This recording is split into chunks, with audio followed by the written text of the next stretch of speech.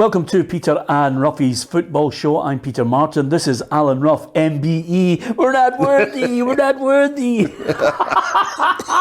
Your big secret. All the boys, everybody was thinking you're leaving. You've gone somewhere else. No. You've taken the move to Man City, but no. No, well, I'd actually dropped a hint, as you know, 3 weeks before it, because I was sworn to secrecy through whatever laws there is going about. So I sort of dropped wee hints, but no, it was good when it happened. Yeah. What does it mean to you?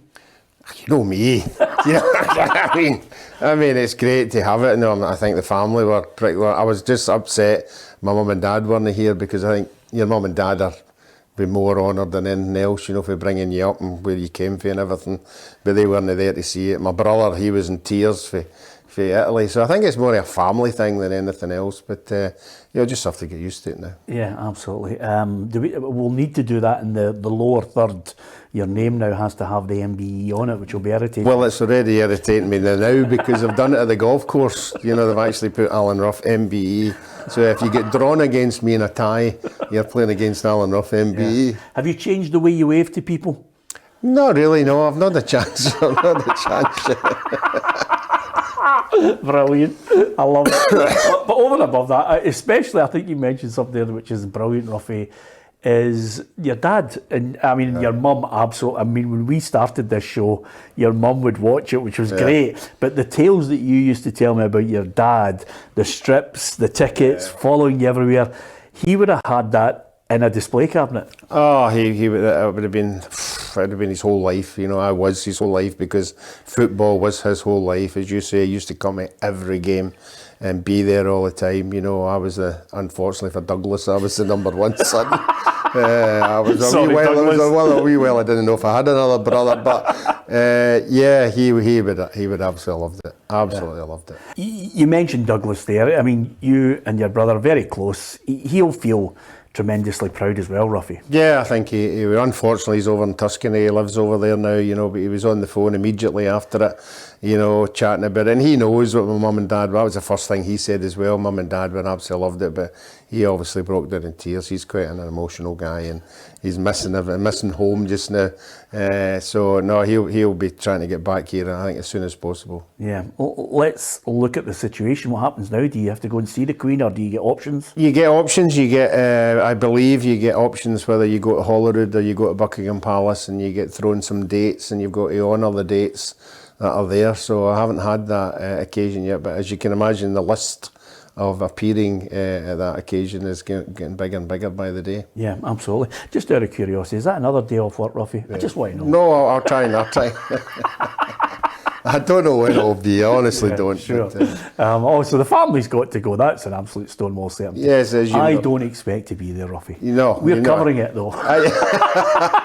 PLZ will be there. Yeah, no, unfortunately, I think you're only allowed 2 people actually in Buckingham Palace. Oh, that puts you under pressure, doesn't it? So no, I think everybody will be going to Buckingham Palace, but I don't think that many will be getting in. Yeah. So they're all going. So basically, it's you, your wife, and then you've got to pick your favourite daughter. Yeah. No, I think my son's already nailed. You know, he's coming from San Diego. Oh, brilliant! So he'll be coming over. But maybe you can ask for another. I don't know whether you can be in the service or not. I don't really know. Well, listen, it'll be brilliant, because Alan, your son, my God, how's he going? Have you spoken to him? Yeah, I spoke to him right away. Yeah, he actually posted a picture from the night in Moor that you did the thing, mate, and it's a photo of him, Sarah, Lucy, and there's a big group, and it just says, I can't remember what it is, it says proud son or something like that. Ah, brilliant. That's great. Fantastic. I mean, when you take yourself all the way back, who would have thought, you know, you start off as a youngster at Partick Thistle, you'd never thought this, would you? No, I never. And obviously I did a couple of interviews with a couple of papers, and as you said, some things come back, and the World Cup obviously always comes back, and the reporter asked me, you know, what were you like at school? And I was a bit of a dunderhead at school. I mean, I was, you know, all I wanted to do, at school they sat me beside a window, there was a football park outside, and I used to sit and watch all the different classes all playing football. And he said, you must have got some accolade at school.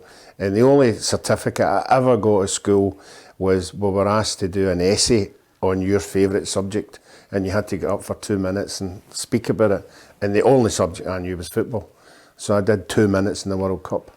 Wow. I actually stood up and told you how it weighed, how big it was, who was the first team to win it, you know, all that kind of stuff. And I did that what, for the 2 minutes. Jules Rimet trophy, yeah. Wow. £9, I think it is, 14 inches high. Uruguay won the first one and blah, blah. And I got up and spoke for 2 minutes on it, and I've still got the certificate. Yeah, that's magnificent. I mean, with that in mind, MBE, it's lovely, it's great to be recognised. Somebody's obviously put you forward. Where does that rank in all the things that you've achieved? God, it has to be up there, I think. You know, obviously, it's now 50 years in the game. You know, I mean, I was at Partick Thistle when I was 14, you know, going through the under-16 team, under-18 team, into the first team, was there for 15, 16 years. So, and then Hibs and everything else, and obviously with Scotland and everything that went with the World Cups and everything. But if you're a wee guy from Icewood, you think you were 6, 7 years of age running about. If somebody was to say to you, when you get to 70, you'll get an MBE, it seems an awful distance away. Yeah, absolutely. And the great news is most of your compatriots on the board at Partick Thistle contacted me to say, you know, what an absolute pleasure, not only to have you on the board, but to hear about you receiving this accolade, because they feel as if, you know, as well as being on the board, what you contribute to them, the advice to the likes of Jackie and Jerry, all of that is invaluable. So I think there's a tremendous pride from the club as well, which must be pleasing. Yeah, but that's what Partick Thistle's all about. Even when I played there, it was a community club. Everybody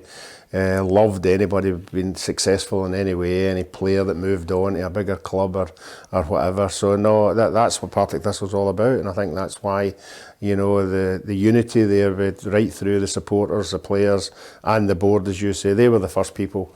Once they heard, you know, you could feel it, you could sense it on the emails, you know, how much it meant to them as individuals and more importantly the club. I hope you pick Buckingham Palace, if only for the fact that you might be one of those lucky guys that suddenly the Queen turns up. I've met the Queen a couple of times, so if she comes up, and then obviously, you know, the aide briefs her, I mean, she's undoubtedly going, she'll hand over the MBE and she'll undoubtedly say, did you know Kubias took the free kicks, or were you? Well, I have to say to you, this will be the second time I've met her. Oh. Because I met her at the Queen's Jubilee when Glasgow Select played, I think it was Manchester City at Hampden, and I was standing beside Kenny Dalglish, and she actually came out onto the park. Yeah. And was shaking hands with the teams. I've seen a picture of that. Yeah, and she went, and some aide, as you say, had really kept her in touch. She was very sharp, and I remember Kenny Dalglish was standing beside me, and she came up and Kenny nodded. I think we shook hands. We nodded, and she said, "You're having a very good season, Kenny. Keep it going." And she came to me and said, "You're having a nightmare." Brilliant. You know, it was so funny. It'd be great, by the way. It'd be great if you, I mean, honestly, it'd be so good if you could get the Queen. And with that in mind, I mean, I mentioned there about going back to significant points in your life. MBE, fantastic.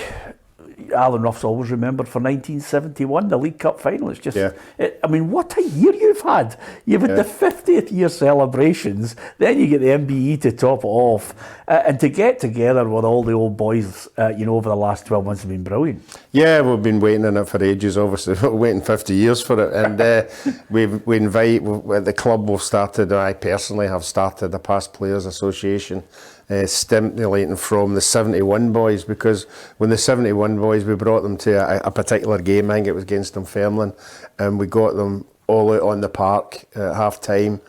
I don't think people could realise how much they were still loved. Yeah. You know, the whole stadium just erupted, and whenever they were there, and I think it's something that the club have now catched on to, that we should bring more and more players back, you know, through all the years, not just 71, because believe it or not, Partick Thistle have won, you know, quite a lot of trophies in the First Division Championships. Yeah.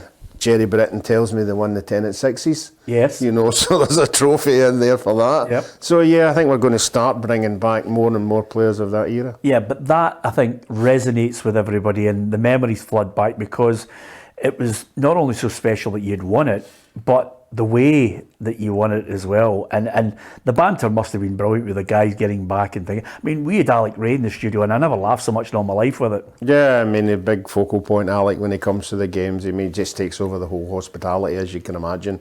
And he was a main part. He was the captain, obviously, that day. But all the players who come along are absolutely adored by the fans, and it's not just the old fans; it's the younger generation who probably never seen it, but they know all about it, so they buy into it as well. See, for the benefit of younger Partick Thistle fans who will obviously look at this and think and wonder, let me take you back.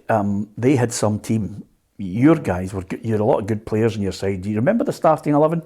Our 11? Yeah. Yeah, I remember our 11 quite easily, yeah.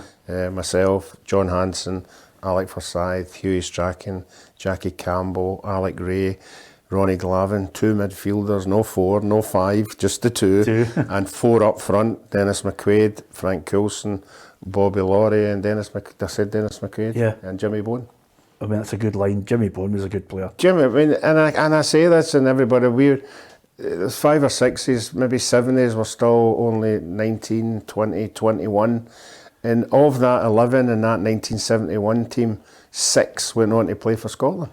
Yeah. No, but you never ever have thought that in 1971, 6 players for Partick Thistle would go on and get caps with Scotland. Yeah, but over and above that, you're playing against a side that Jockstein has dismantled the Lisbon Lions and retained some of them, but it was because the quality street kids were coming through. This was another side that would actually get to the semi-finals of the European Cup again, Roughie. I mean, they were a really good team that you ended up beating. Yeah, I think you told me. I think they just come back off a semi-final. They're not playing Feyenoord or something like that. Well, they played Feyenoord in the final in 70, right, and you've beaten that team in 71. So yeah, they were. I don't think they underestimated it or anything like that. It was just in football, you get one of the days, when everything goes well for you. Honestly, we had 4 shots at goal in the first half, and they all hit the back of the net. You know what I mean?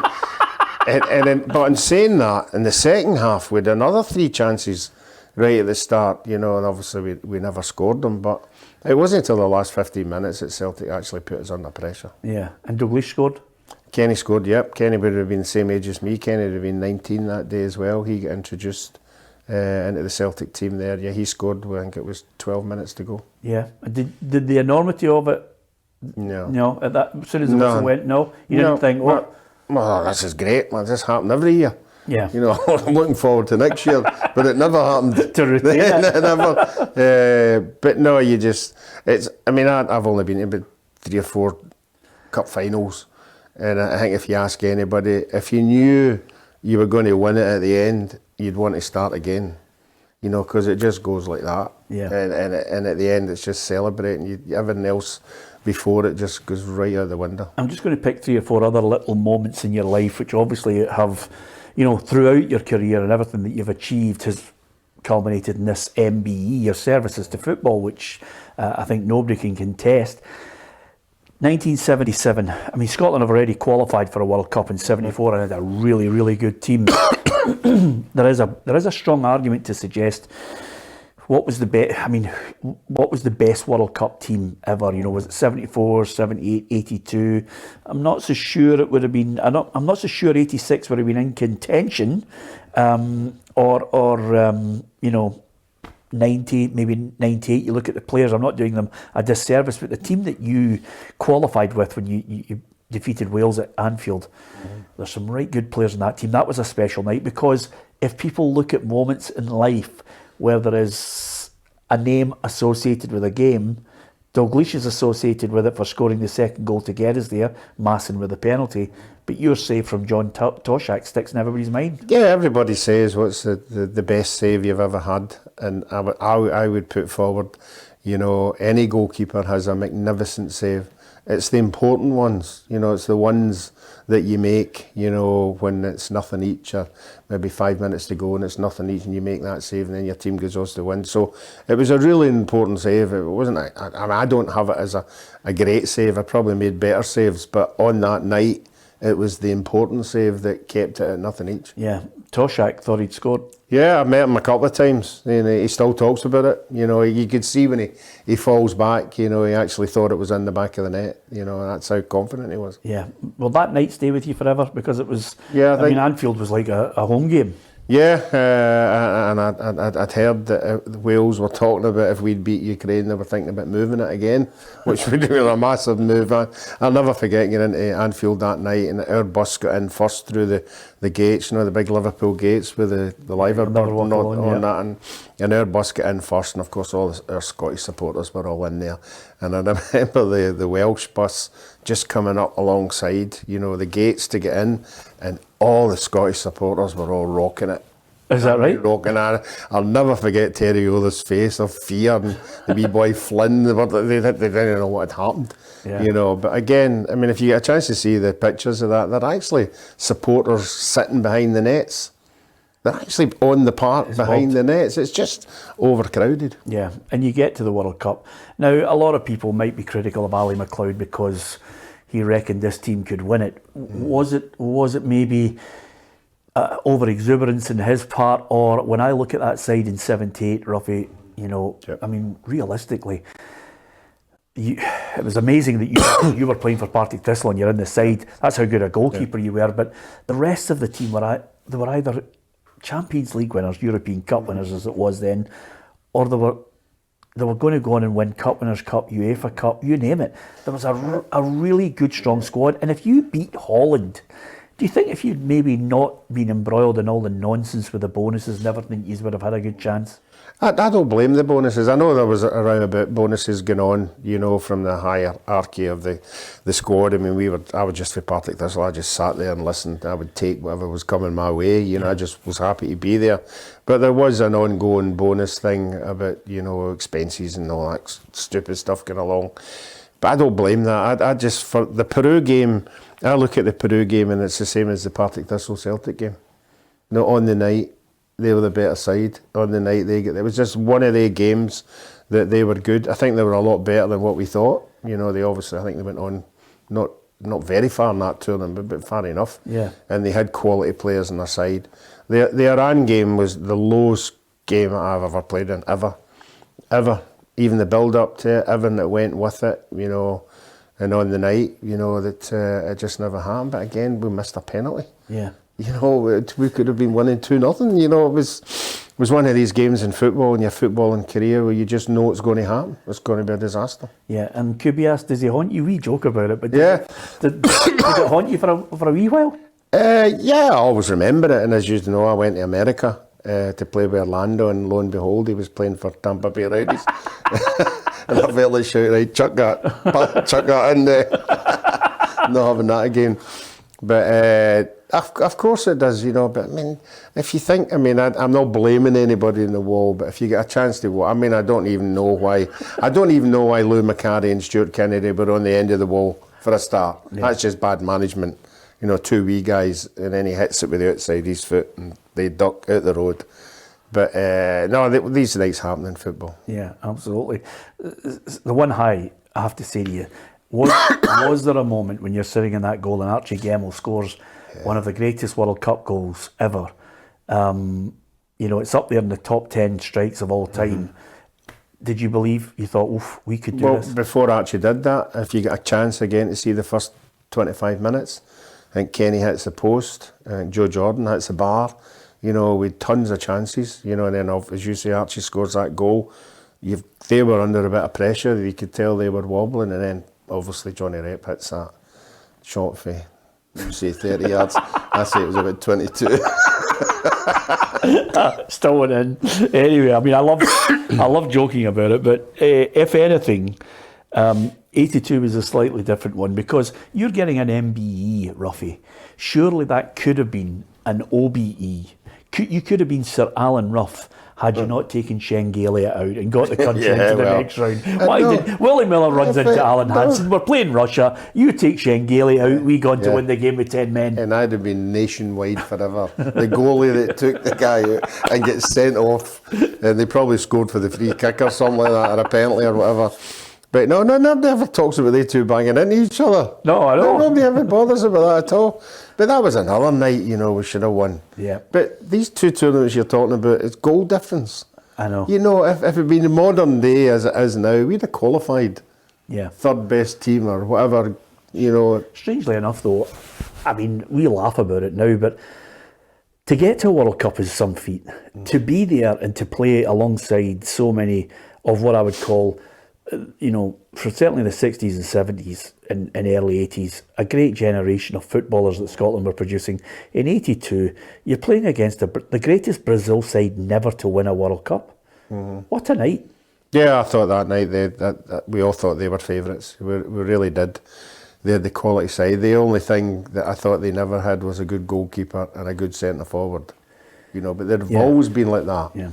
But they had everything there. You've really upset Serginho's family, haven't you? Yeah, no, but I think everybody knows that. He's the worst number 9 I've ever seen. But I think we knew we were up against it, and the heat never bothered me. But I think the heat, got the benefit of our side. I'll never forget the warm up that night. We were out half an hour before the game, and Graham and the boys were all running about, and the sweat was absolutely bucketing.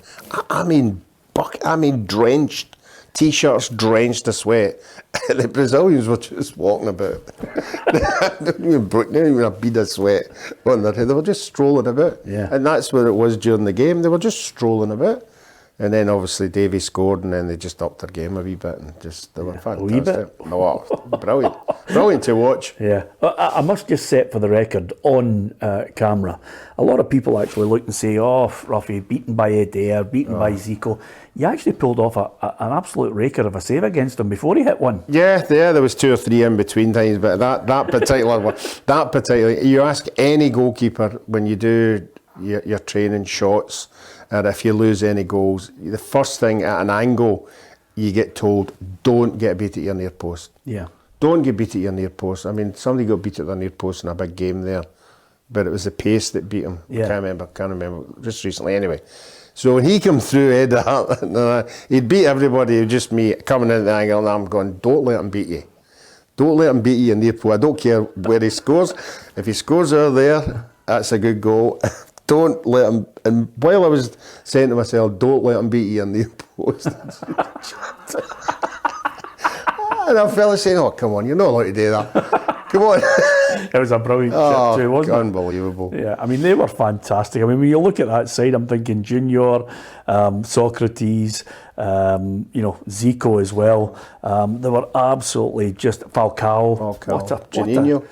What a team they had. It was incredible. I can't believe Italy beat them. I mean, I watched that game. Yeah. They should have won that game as well. Absolutely. Listen, World Cups are one thing. 86, you were there with Graham Sharp. I think you were just washing the strips, to be honest with you. But what a laugh you had. Club football. Thistle, you were there for a while. Do you look back? I mean, Bertie, we've had Bertie all in the studios that many times. Do you look back and think to yourself what might have been in club football with all the other clubs that were linked to you? Yeah, at the end, yeah. But I never ever. I mean, you hear about players champing the door saying, "I want to move." I never ever champed the door and said I want to leave. I don't know why, because I think because I was playing with Scotland. Every month I was playing with Scotland. Yeah. So I didn't mind playing with Partick Thistle because I enjoyed it and I enjoyed everything. So maybe playing with Scotland sort of hindered me a wee bit with the ambition to go down south. But there were 4 or 5 occasions, and I've told you the Middlesbrough one. The Middlesbrough one was a shocker, the lowest of the low when I was supposed to be there. I was supposed to go away and play the home internationals. I was told when I come back that I would be a Middlesbrough player. The deal was done. So I went and played against Wales and played against Ireland, and then England at Hampden. I walked into the main door and Alec Cameron said to me, you must be gutted that they signed Jim Stewart for Kilmarnock. And that was like an hour and a half before the Scotland-Ireland game. Wow. And I looked at him and I went, why did you not tell me that after? Why did you not tell me that at the end? I've now got to go out and play against England gutted. With that in the back of my mind, but you just have to deal with it. Yeah, I mean, listen, you think about your club career though, Roughie. Okay, League Cup, you won that, and you played in a few Scottish Cup finals, didn't quite work out, but you're in the Hall of Fame at Thistle, you're in the Hall of Fame at Hibs. What a great time you had there. And the one thing that resonates through all of these teams that you played for is the managers say, you know, especially Bertie said, he's worth 12 points minimum, because if you kept Thistle in the league, he certainly did the same with Hibs. Mm-hmm. Well, the Bertie one, yeah, I agreed with everything Bertie said, but I mean, I love Bertie bits, and we had run-ins doing like as we used to have. We just used to noise up each other time. But a big thing for me, but you mentioned Hibs there, was Pat Stanton putting me in his greatest ever Hibs team. You know, and I got on really well with Pat, and Pat, as you said, appreciated that I could possibly win them 12 points and, you know, keep them in the league, because Hibs were on a downer when I went there. Yeah. So, but for somebody like Pat Stanton to put you in his greatest ever Hibs team was brilliant. Yeah, absolutely, it's great. And then I know you played in America in Orlando, and got to hang about with George Best. I mean, that really wouldn't have interested you, Roughie. You know, not really the same personalities, have you? Well, he was lying at the pool, and the photographer said George was like to come down and get a photograph with you, and I went, oh, tell him to hang on a wee bit, I'm doing something. so you did. Where is he? You know, even in the twilight of your career, a year at Celtic, not bad going. Oh, I couldn't believe that phone call, you know, for Big Billy. You know, I openly, not being a supporter, but, you know, always looked at Celtic as the team. If I was a supporter, I would have supported. And it's everybody's wish to play with a top team. And if it had been Rangers, it would have been Rangers, you know. But it was Celtic. When I got a chance to go there at 36, you know, it was just fantastic at the club. Yeah, and you fitted into that team because they were all characters, they were weren't they? Fantastic. And I mean, I always tell the story about Tommy Burns. My first day there, I had to be there at 9 o'clock. And I went up to Parkhead and I went to the front door, and Tommy Burns was standing waiting on me. And he brought me in, he introduced me to all the boys, and I knew most of them anyway, but he introduced me, and then we ran along to Barrafield to the training, did the training. We came back in and everybody was getting in the door to go for the shower, and he said to me, oh, where are you going? I said, I'm going for a shower. No, first day's training, you always go for a wee bit extra run with me. I went, oh, fair enough. So we started running around outside of the district. We started running around all these streets, and I'm going, where are we going? Next minute, a chapel appears, and then the bold Tommy goes, I'll only be half an hour, just hang about to get Brilliant, that is exactly what Tom's like. You're in the Glenafton Hall of Fame. Yes. It would be remiss of me not to mention this before we finish. You ended up becoming a manager, and you guided Glenafton to the Junior Cup. Yeah, it was an amazing 5 or 6 years. Obviously, I decided my career of playing football was over, and I went down to the Glens, and I thought, could I be a manager? And I said, well, you've got to start somewhere. Yeah. But when I get down there, the goalkeeper get injured, so I ended playing again when I was 40, you know. But then I became the manager, and a great bunch of boys. I tapped into a lot of players that I'd had experience with as a senior. Dave McFarlane. Unfortunately, he's passed away now. He for Rangers, Big Alec Kennedy from Motherwell, you know, guys that I knew. And I got a team together. The first year we got the final. We got beat. We got the final the next year. We won. We got the final the next year. It was an incredible run. And anybody that comes from New Cumnock, you know, would appreciate, you know, that we're not a Auchinleck, we're not a Cumnock, we're not a Pollock, we're not. But the whole community just bought into everything we'd done, and then fantastic memories of leaving for the cup finals with the whole community just baked in red and white, and they were all there at the end, win or lose. Yeah. What does it mean to you be in the Scottish Football Hall of Fame? Great, you know. Can I say it took a wee bit longer than what I thought? Because there was people on the panel never really backed me 100%. And, I tried, Roughie, and I used to have a laugh with Andy Gorham. No, God bless him, he's not that well. And he got in like 4 years before me, and every time there was a Hall of Fame coming up, he'll go, do you know the guy for IS McCall's getting in this year? Who? Can he tell me all these people that were getting in, just like winding me up? But no, eventually I did get in, and that's great as well. Yeah, absolutely superb. Listen, let's not forget, sometimes footballers worry about, once they leave football, what they're going to do. You had a right good radio career as well before we got together. I was very, very fortunate. Like a lot of players who have played 20 years, 25 years, you have no backup. Financially as well, you're not particularly prepared for it either. So for about 5 or 6 years, and after the Glens, it was a bit iffy. if you know what I mean. But I got a phone call for Jay Crawford, who was a pal for a long while, and they were starting off, I think it was Scott FM or something, they were piloting a football show, and I went along and did it, and then they brought it to Real Radio in Glasgow, and I had 10 good years there. I mean, you know, like it is, it's good crack. You know, it's just talking about fun. football. It's fantastic. It's fantastic, and the punters who phone are just wonderful. Yeah, that's some right madness. Oh, there's some. I know. Thoroughly enjoyed the chat with you. Of course, let's not forget the MBE, I think, was tipped just over the edge when you joined PLZ Soccer. Yeah. What an outrageous situation us two have got ourselves into. Yeah, I know, and I'm going to love next year every time we're all sitting with the crew and they're going to leather you. They're going to get panned. They'll get panned. So, you know, I'll try and I won't wear the medal. No. For too long. Wear it in the first month just to annoy everybody. Roughie, it's been a good trip down memory lane with you. I'm sure we'll do it on countless occasions as we get ready for yet another season at PLZ Soccer. But Alan Rough MBE, I couldn't think of anyone more deserving for all the 50 years that you've served football with distinction. Congratulations, and let's get ready and do it all again this season. Bravo.